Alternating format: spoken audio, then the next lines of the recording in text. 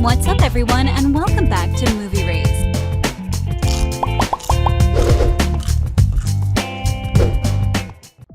Descendants 3 is where Disney showed us that even bad people can turn good.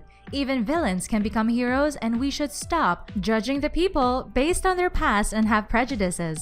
Those were pretty much the same lessons we were taught in Zombies 2. When you isolate and push people away, it comes back to bite you. And when you learn to live together, a magical connection will be ignited. When Zed and Addison finally overcame their differences and decided to give each other a second chance, even if that means siding with what society has exiled and isolated, despite their different upbringings, which may not be that different, according to the teaser at the end of Zombies 2, Addison falls in love with Zed and sees him for who he truly is. When the villain kids are selected and isolated by the magical portal in Descendants 3, we basically see the same thing happening all over again. But is it right? Should we do that to other people, just because society said so? Obviously not. That's why Addison and Zed became a couple. Oops!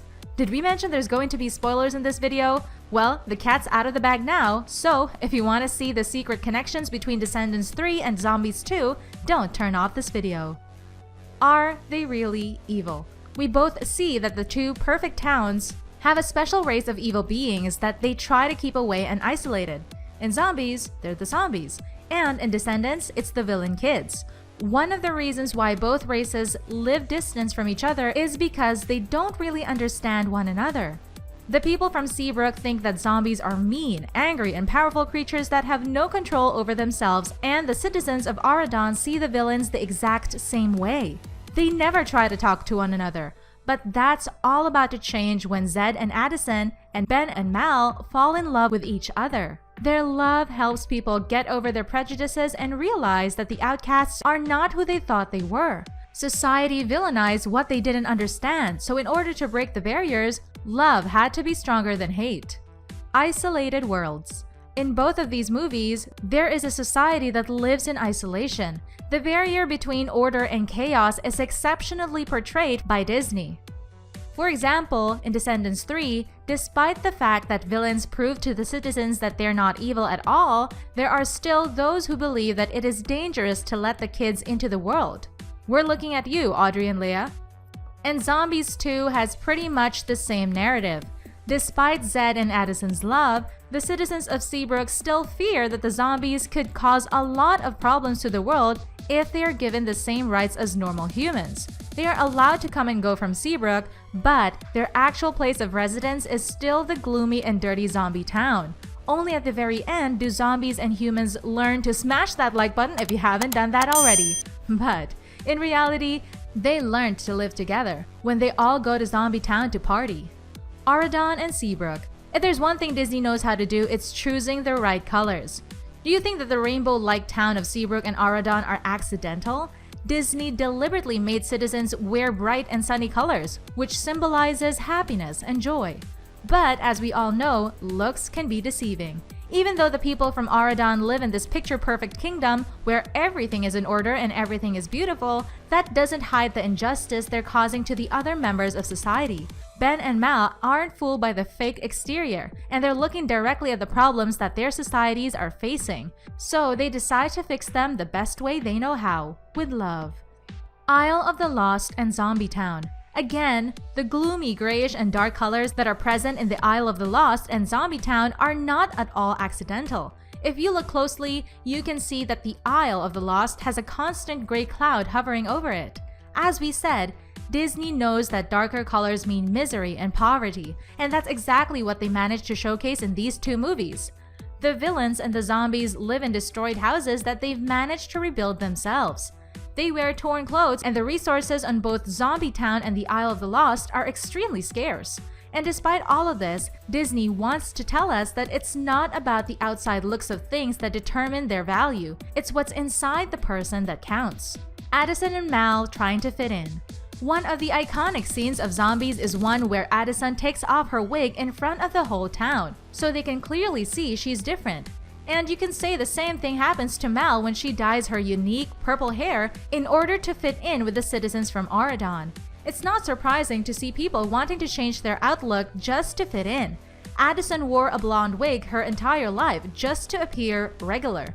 Mal dyed her hair blonde in order to be the perfect bride for Ben. But she knew she was pretending to be someone she's not. When Addison and Mal decided to stop caring about what others are going to say and they start being themselves, they feel liberated from the shackles of society. Outcast to the rescue. If you didn't get it by now, here's another example of how those we think are evil can end up saving our butts. One example is Mal from Descendants, where she has to fight Audrey in order to save the entire world from the sleeping spell. And Mal even received help from Uma, yet another of those marginalized people. And when Evie, Carlos, and Jay were turned to stone, the only ones who could save the day were these two. Something similar happens in Zombies 2 when Addison, who feels like an outcast because of her white hair, shows the citizens of Seabrook that zombies are just like them. However, this time Uma is replaced by Zoe, the little zombie girls who helps them win the cheer championship, and they all get together afterwards to celebrate. Audrey and Bucky. No Disney movie would be complete without a villain that tries to ruin the plans of the heroes. In Descendants 3, we have Audrey, and Zombies 2 has Bucky. Both of these characters don't like change. They are stubborn and irrational, refusing to listen to what others have to say. Audrey tries to keep the VKs on the island by promoting hatred between humans and villains, and Bucky does the exact same thing between the zombies and humans. Basically, you could describe both of them with one word: bullies. Not only that, but they are spoiled little egotistical brats who always think they're better than anyone else, and their way is the absolute best. Fight to end segregation. When you know something's wrong, you should do whatever you can do to fix it. That's the motto of the heroes in both Descendants 3 and Zombies 2. They can't stand inequality on the basis of appearance, and they do everything they can in order to stop it. Zed and Addison fight side by side with the werewolves in order to get the blue moonstone. They think Addison is the great white alpha that is supposed to lead them, and she steps up to do her duty. Mal goes to fight Audrey and stop her from further separating the VKs and the humans. The two movies do an amazing job at describing how youngsters should react when faced with difficulties. Even though it's a kids' movie, it sure makes you think hard about our society and the world as a whole. The happy end: evil is defeated and overcome. Disney wouldn't be Disney if the movies were to end on a sad note. That's just how Disney rolls. Even though the werewolves got their power source destroyed and the power plant blew up, the writers managed to find a way to turn it all around.